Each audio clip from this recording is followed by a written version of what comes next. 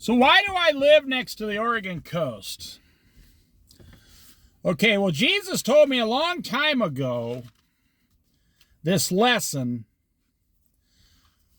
and I'm sure it's just personally for me, but it could work for you too. He said, when you retire, where do you want to retire to? True story, I'm not making this up. I was very young. I said, well, I'd like to live in the Rocky Mountains and then probably retire next to a beach on the West Coast. Somewhere up in the Northwest.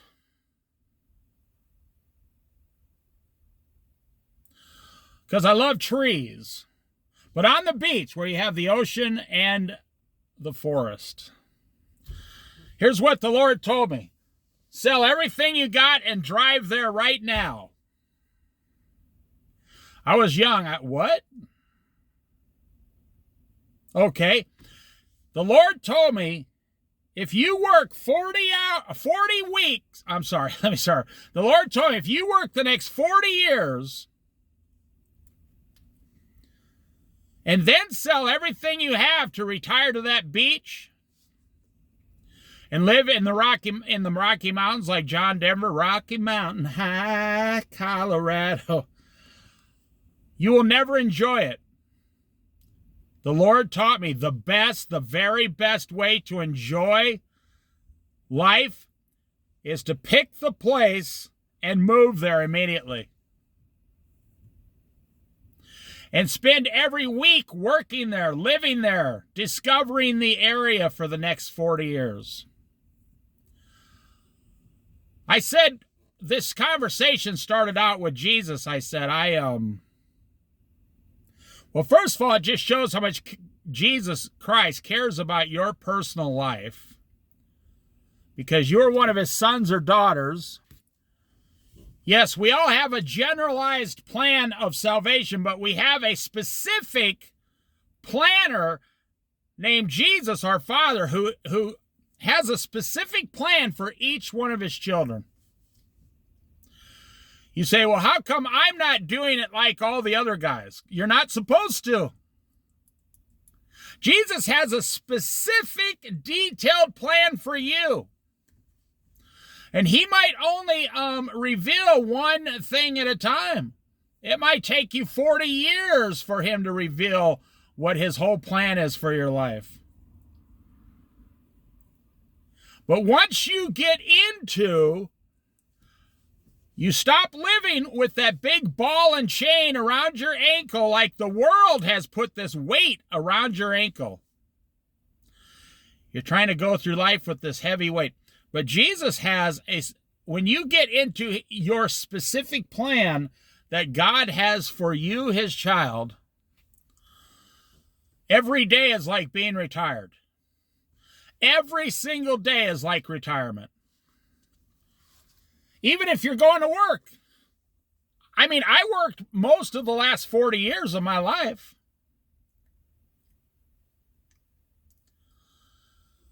But I fully retired when I was like 54 years old. And I semi-retired when I was like 45 years old. Why? Because I live on less money. At 45 years old, I went down to part-time work because I didn't need any more money to live on. I read a book when I was younger when I say younger, I was like 14 years old. I read this book. When I was a little kid, I read financial books. I know it sounds weird. The guy said, if you can get your hands on $200,000, you can retire for life. Anywhere in the world. This was 1975. 77. Because back then you could literally get 12% interest. This guy said, go to the bank, put your $200,000 in the bank. This guy and his wife did this for 30 years, yeah. It's a very famous book. You can look it up. I don't know what the name of it is.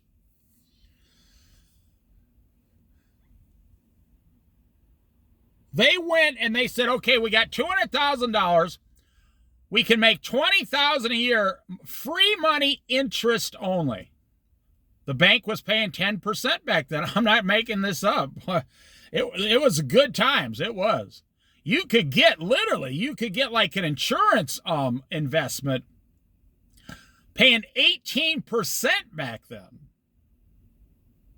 Some crazy days, I'm telling you. So this guy and his wife said, okay, we got $20,000 American. Where can we retire? You know, there are places all over the world today that you can retire on $20,000 American money easily and live like a king. So back in 1975, this guy and his wife moved to Mexico. The ocean was about 2 hours away. The mountains were about an hour away. They lived in a little villa. And that villa came with a maid and daily dinner. I'm not making this up. $300 a month. They never had a car. They never bought a car. They said that's one of our most expensive things. They took public transportation everywhere. They lived there for like 2 or 3 years, and then they moved to somewhere else like Greece. The guy said in the book he had trouble spending $1,000 a month. They made they made $20,000 a year. They literally had trouble spending $12,000 a year in these places back then.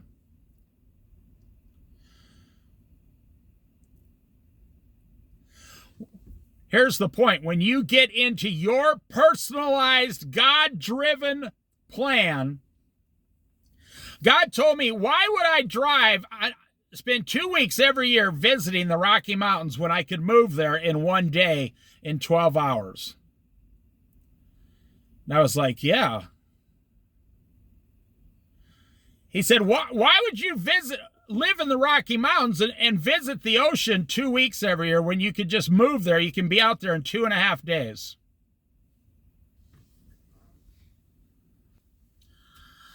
That's the short story of how I got to live on the Oregon coast.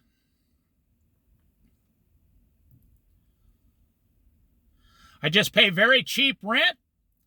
I have no car payment. I live completely 100% debt-free, no house payment because I live in a one-bedroom efficiency apartment with my wife. I live a simple life and enjoy everything Jesus gives us, you see.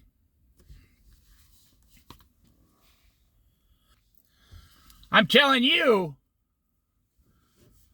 the majority of the world today is living with this big, huge, heavy chain around their ankle, and it's full of like 100 pounds of weight, and everywhere you go, imagine walking along with your father Jesus holding his hand, except on one leg you got this 100-pound weight.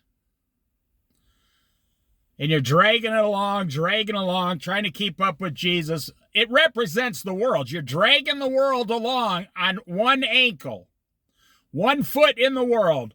Wait up, Lord, wait up. I'm trying to catch up with you.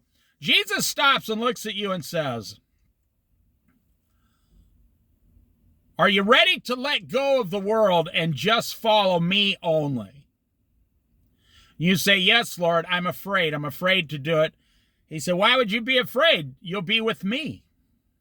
You'll be with me, Jesus. Why would you be afraid? You should be afraid in the world. It's the world that's screwing you over, man.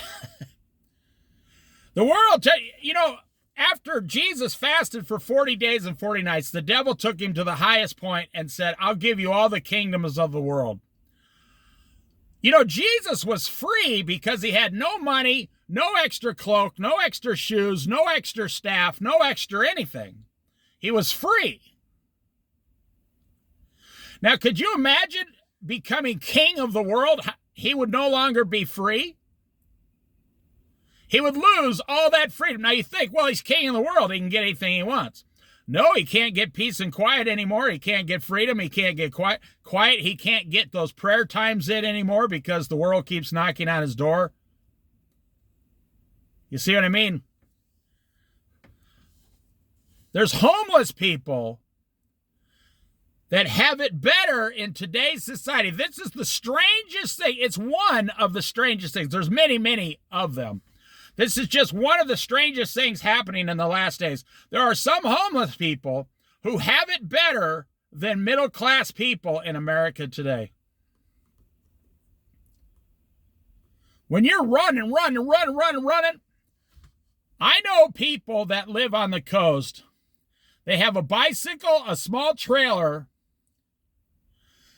and like maybe they got partial disability and they got like $400 a month from the government for the rest of their life. And they live in the woods on $400 a month. And they live like kings. They're happy. They're joyful. They got no job to go to. They're in fantastic condition because they ride their bike 20 miles a day. Yeah. I'm telling you, when you get to where God wants you to be, that's the first day of the rest of your life right there. Mark chapter 12, Jesus then began to speak to them in parables. A man planted a vineyard. He put a wall around it, dug a pit for the winepress, and built a watchtower. Right there, there's the first problem in the world right there. You have to build a watchtower so the robbers don't come and steal from you. If you own something in this world, you got to protect it. More stress, more anxiety, more sickness, more expenses, more money for your alarms, your door locks. Jesus didn't own anything. Nobody was trying to steal from him. Nobody steals from poor people unless they leave their welfare check laying around. The more you have, the richer you get, the more people want to steal from you. Then he rented the vineyard to some farmers and moved to another place. This is like buying rental properties. But you never know what the renters are going to actually be like after they move in. At harvest time, he sent a servant to the tenants to collect from them some of the fruit of the vineyard. That's how they got paid back then, not by money. They got like 10% of the fruit that was produced. Remember, these are farmers. They don't do that today. No, they want the cash up front. I know, I'm from the Midwest. You can rent land, and they'll say, okay, like $4,000 paid in advance.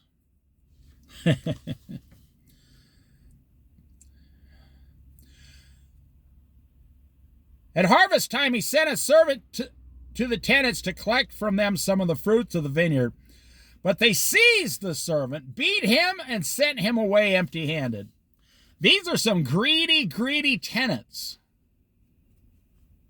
You know, the book of Ecclesiastes says, the stomach is never full, the eyes never have enough of seeing, the ears never have enough of hearing.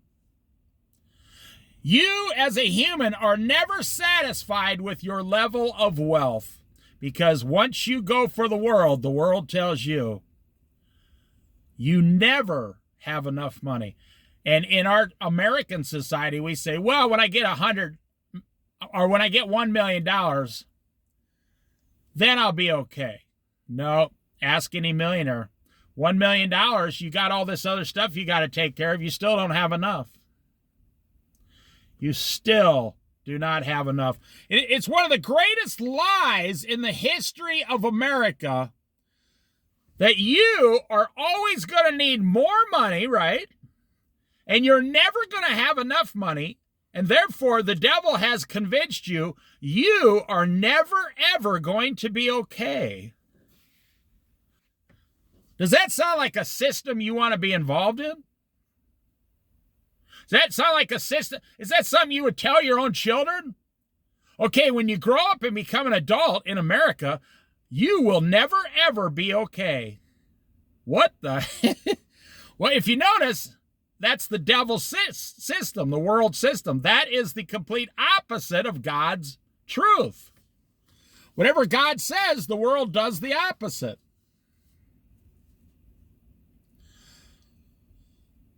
Then he, the king, sent another servant to them. They struck this man on the head and treated him shamefully. That's what they did to Jesus. He sent still another, and that one they killed. He's talking, these are the prophets of old. God sending his prophets to people on earth, and they're not listening. They mistreat the prophets and kill them. That's what this parable's about so far. He sent still another, and that one they killed. He sent many others. Some of them they beat, others they killed. He had one left to send, a son, his son whom he loved. See, this talks about God's timeline. For 4,000 years, God sent prophets to tell people to stop doing what they're doing. And we seized them all and killed them all, or mistreat them all, or beat some of them, threw them out in the desert, hoping they would die. That's what we did to God's prophets. So now he sent his son, and God said, my timeline will not put up with this. So he sent his son, Jesus Christ, 2,000 years ago. We beat him, mistreated him. We did everything that we did to the prophets to Jesus, the son, and we killed him. And he rose again. So God has nobody else left to send. We've been on borrowed time for 2,023 years. I'm really surprised that the Lord allowed 2,000 years to go by with patience. But it's his timeline, can't you see? 4,000 years up to Christ, 2,000 years after Christ, that's 6,000 years or 6 days.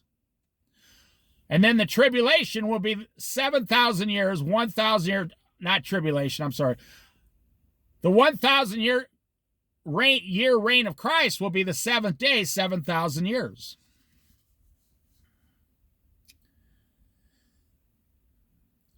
He sent his son last of all, saying, they will respect my son. You would think so. God in the flesh comes down. You think we'd respect God himself? No. But the tenants said to one another, this is the heir, H-E-I-R.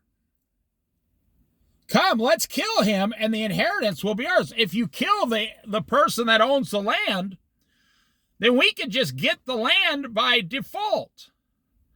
And we will never have to pay the tithe. How well has that worked out for him?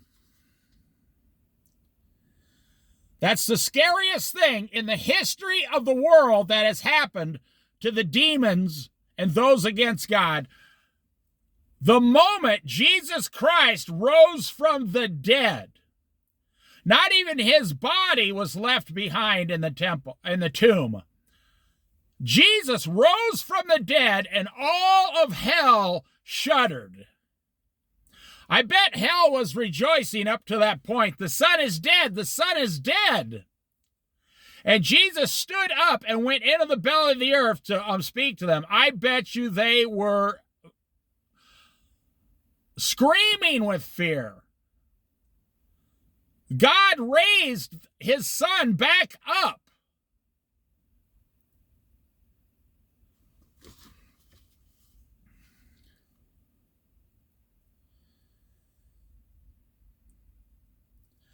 So they took him, killed him, the son, and threw him out of the vineyard.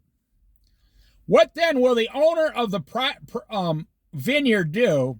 He will come and kill those tenants and give the vineyard to others. This is the Battle of Armageddon. Haven't you read the passage of Scripture? The stone the builders rejected has become the cornerstone. The Lord has done this, and it is marvelous in our eyes. So Jesus has been, they killed him, but he rose from the dead. He's been waiting for 2,023 years. In my opinion, it's going to be before 6.5 or 7 more years, 2,030 years. Boom. The rapture, the battle of the 7-year tribulation, the battle of Armageddon, when Jesus shows up in person. Now, this is God's timeline.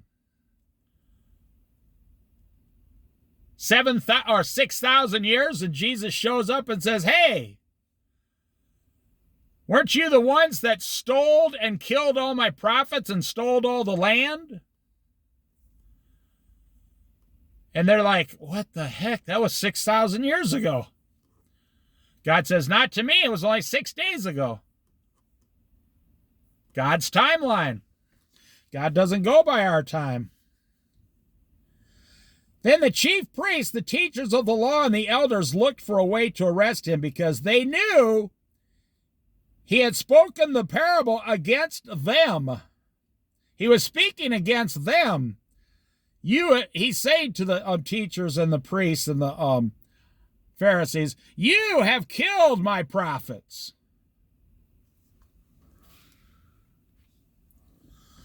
But they were afraid of the crowds, so they left him and went away.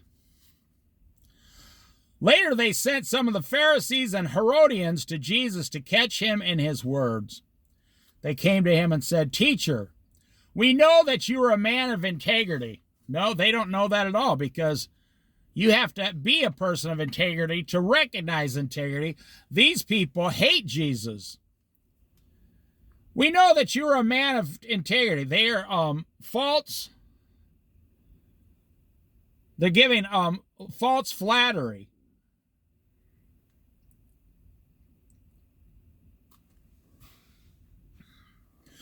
You aren't swayed by others because you pay no attention to who they are, but you teach the way of God in accordance with the truth. See, they're trying to trap him. Is it right to pay the imperial tax to Caesar or not? Should we pay or shouldn't we?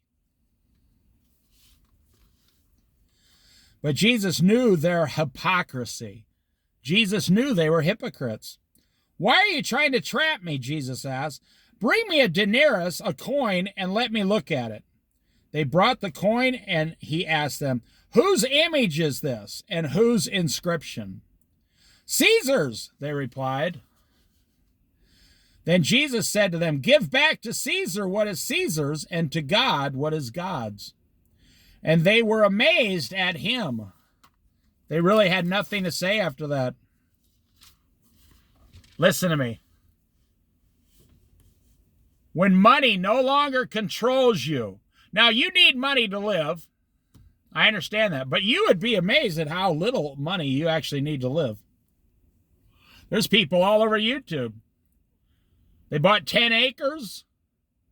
And they literally live on $5,000 a year. They grow all their own food. They got goats. They milk them. They make goat cheese. They got everything. They got solar. And they live on $5,000 a year every year. Once they got set up on these hobby farms, which doesn't cost that much money, you do it over time, and you're growing all your own vegetables and your chickens with your eggs, you need almost no money to live. These people, you see, they were trying to trap Jesus with a money question. But Jesus was free from money. Completely free from money.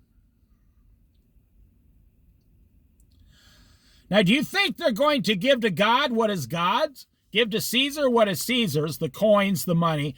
Give to the federal government, the greenbacks, the dollar bills, the 5s, 10s, 20s, 50s, 100s. But are you going to give to God what is God's? God owns you. He owns your flesh. He owns your soul. Are you going to give him forgiveness, love, mercy? Are you going to say, Lord, show me your mercy. I'll change. I'll believe in you. Well, if you don't, you will not go to heaven. Then the Sadducees, who say there is no resurrection, came to him with a question. Teacher, they said, Moses wrote for us that if a man's brother dies and leaves a wife but has no children, the man must marry the widow and raise his brother must marry the widow and raise up offspring for his brother, see? Now there were 7 brothers. This question is so stupid. It's one of the stupidest questions in the entire Bible that they are asking Jesus. They think that they're going to trick Jesus if there were 7 brothers. The answer is still the same if there's only 2 brothers, 5 brothers, 7 brothers, or 27 brothers. But they're like, oh, well, what if there's 7 brothers? Now, let's say 7 because Jesus won't be able to count that high. Jesus won't know what to do if we say 7. And we'll trap him and trick him.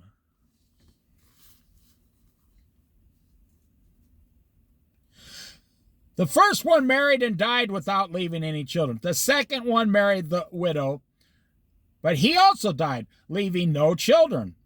It was the same with the third. In fact, none of the 7 left any children. Last of all, the woman died too. At the resurrection, whose wife will she be? Since the 7 were married to her. Okay, now let's back up to verse 18. The Sadducees who say there is no resurrection. They claim that there is no resurrection. They don't believe in the resurrection, but they're asking Jesus a question about the resurrection. Don't you see their attitude? They're totally making fun of him. It's like if your 3-year-old child comes in the room and asks you about the pink elephants, and you say, oh, well, then what did the pink elephants do? And your child has this big elaborate story about the pink elephants in her room. They're making fun of Jesus like that. They're going, oh, so when at the resurrection, then what's going to happen? See, they don't believe in the resurrection. They're being very sarcastic here. Everybody knows that they don't believe in the resurrection just by who they are and what they do. But they're about to be extremely confused here. Jesus replied, are you not in error because you do not know the scriptures or the power of God? Jesus saying, first of all, you're in error because there is a resurrection. You don't believe in the resurrection because you don't know the scriptures. And you don't believe in the resurrection because you don't think God is powerful enough to rapture everybody on the planet.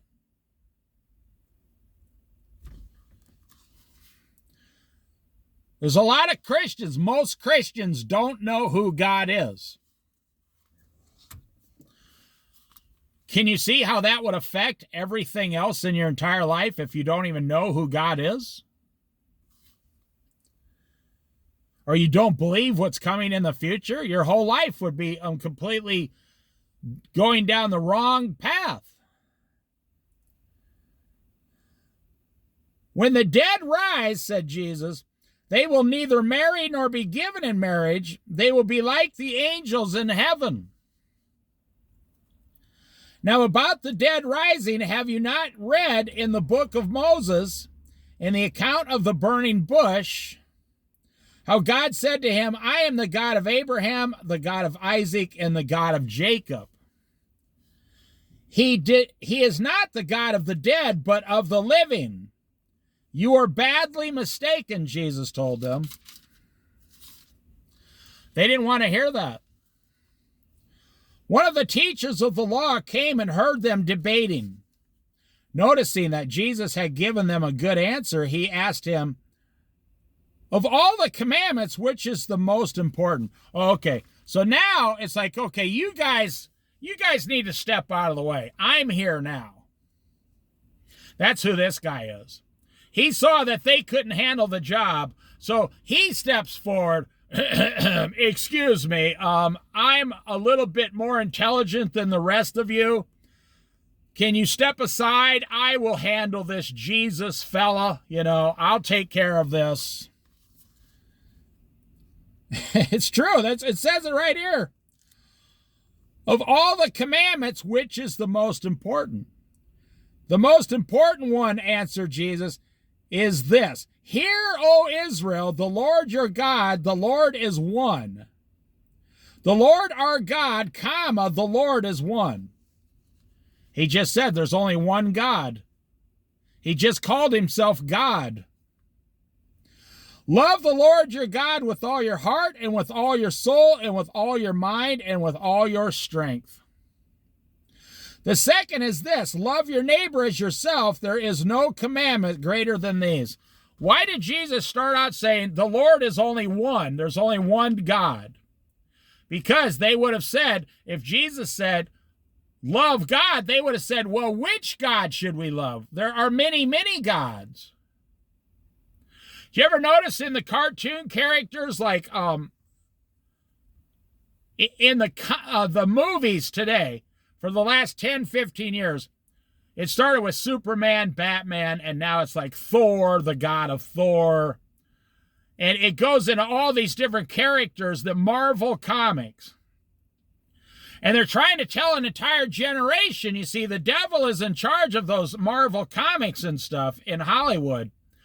They're trying to tell an entire generation that pornography is good and that there are many, many gods throughout the universe.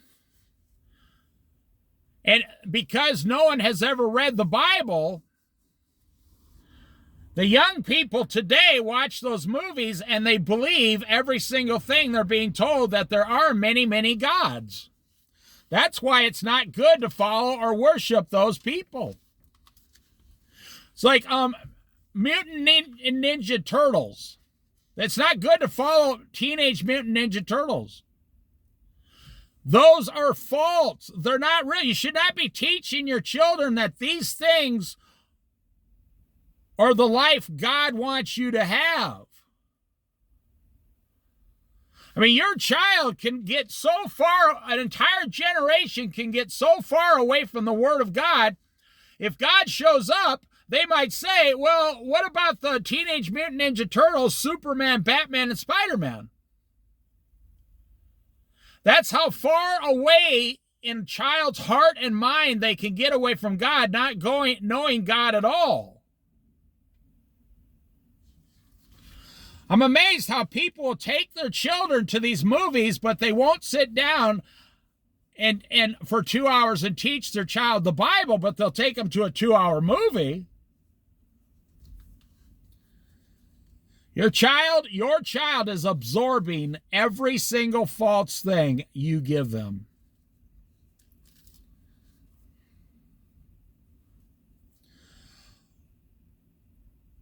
Well said, teacher, the man replied. You are right in saying that God is one and there is no other but him. Even this man admits there's only one God. To love him with all your heart, with all your understanding, and with all your strength, and to love your neighbor as yourself is more important than all burnt offerings and sacrifices. God doesn't want your money. He wants your love. He doesn't want your money. He wants you to love your neighbor. He doesn't want your burnt offerings, your sacrifices, your money. He wants you to forgive your neighbor.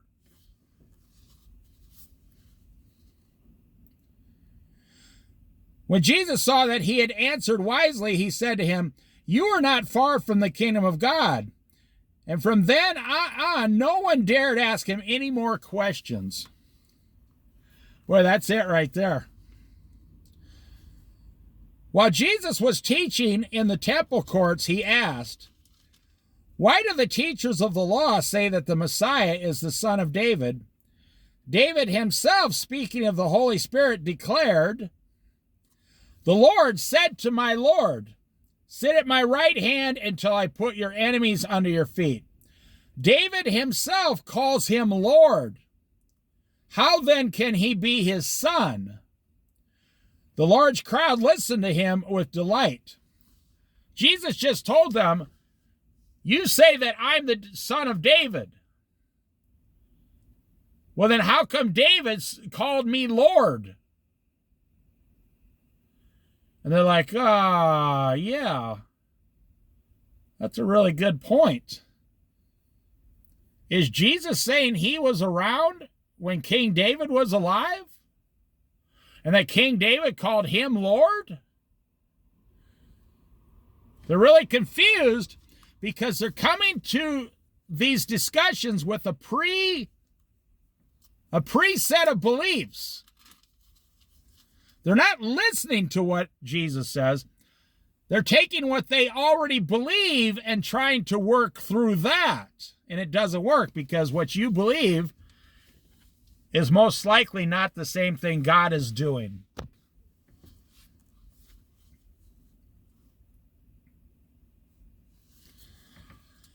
As he taught, Jesus said, "Watch out for the teachers of the law. They like to walk around in flowing robes and be greeted with respect in the marketplaces, and have the most important seats in the synagogues and the places of honor at banquets. They devour widows' houses for a show, make lengthy prayers."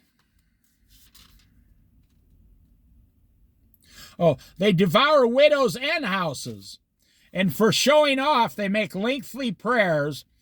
These men will be punished most severely. This reminds me of Hollywood.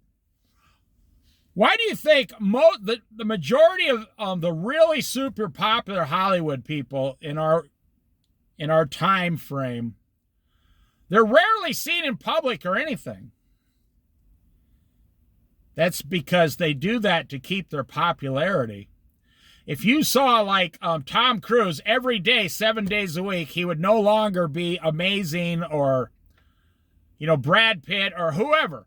He would no longer hold the same awesomeness if he was living in your house, you see. Honestly, you see, they see Jesus as a man. And if Jesus were to go home and live with them, he would just become like another guy living in your garage or your basement. Or see, these last days, we have everything in today's society completely backwards from the way God intended for things to be for man and woman. The widow's offering. Jesus sat down opposite the place where the offerings were being put and watched the crowd putting their money into the temple treasury. Now that's funny because Jesus, God, who can read everybody's heart, is watching people walk up to the treasury, and I don't think he cares how much money they put in. He's reading their hearts. The poor people are going up with a little money, giving it to God, apologizing, saying, "I wish I could give you more." The rich people are going up, with like $10,000, and in their hearts, they're like, I don't know why I have to give this money away. And Jesus is watching and reading all of this as everyone walks up. Jesus sat down opposite the place where the offerings were put and watched the crowd putting their money into the temple treasury. Many rich people threw in large amounts, but a poor widow came and put in 2 very small copper coins, worth only a few cents. Calling his disciples to him, Jesus said, "Truly I tell you, this poor widow has put more into the treasury than all the others." How is that possible? All the rich people, gave out of their wealth. If you have millions of dollars and you give away 10,000, it means nothing to you. That's like one day's interest.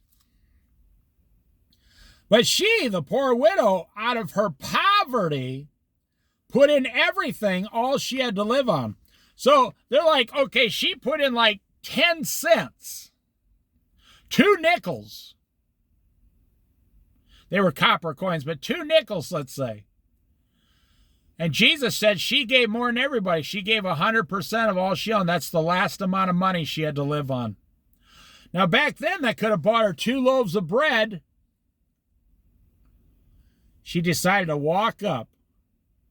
She said, I've been a poor person my entire life. I'm only alive by the grace of God. I have 2 small coins. I'm going to give them to God and see what he does. I find that to be incredibly fascinating. That is so fascinating to me. I bet if you only had 2 nickels on you and you were poor, I bet you wouldn't take them out and walk in and give them to the church or something. No, you'd be panicking. What if you only had, let's make it more, what if you were down to your last $200? Oh, okay, well now we're getting somewhere. Well, yeah, I would probably give the 2 nickels, but my last $200, Dave, I got to feed my family. Yes, that's why God says she gave everything she had to live on, and all the rest just gave part.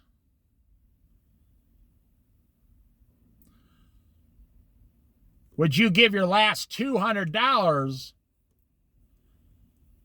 to see what God was going to do with your life? Now, I'm not trying to challenge you to do anything. I will never, ever take a gift or money from anyone. I never have, and I never will. Now, I'm not talking about like when I was growing up as family. I don't do it. I can't tell you, well, I guess I can tell you, but the Lord owns me, and to his good pleasure, he will give me only what I need and what I don't need. When other people offer me things, I respectfully say, no, thank you. I've had, don't get me wrong, I've had previous channels on YouTube, not Christian channels, just like traveling around channels. I've had people offer me large sums of money. That's one of the reasons I had to turn off my comments. I'm not trying to brag or anything. I've had people offer me money. I've had older people say they'd like to give me a monthly amount of money for making these videos. No. Or they say, you need to turn on your money button so I can donate to you. I can't. Jesus said I can't. Jesus said, no. I'm not going to allow you to do it. I will give you what you need.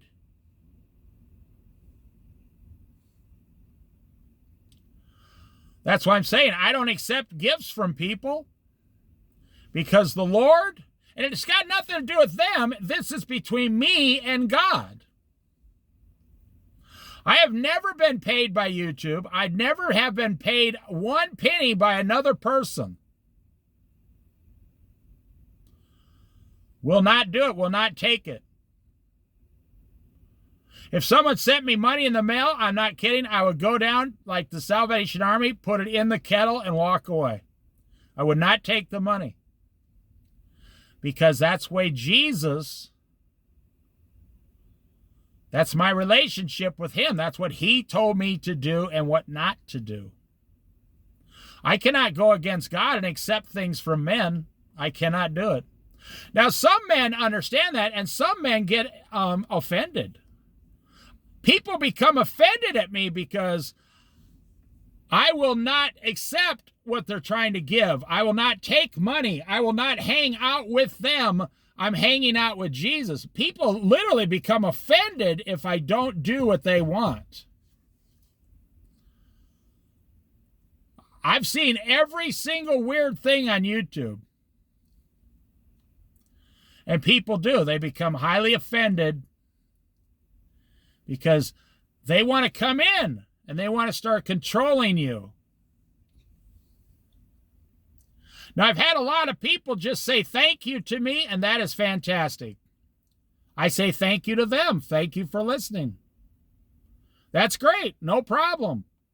But every once in a while, someone will come along. I've had people threaten me on YouTube. That's another reason I had to turn off my comments. I've had people threaten my life for putting up Christian videos. True story.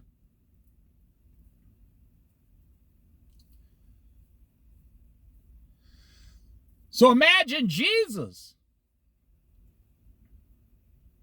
He gets threatened every single day.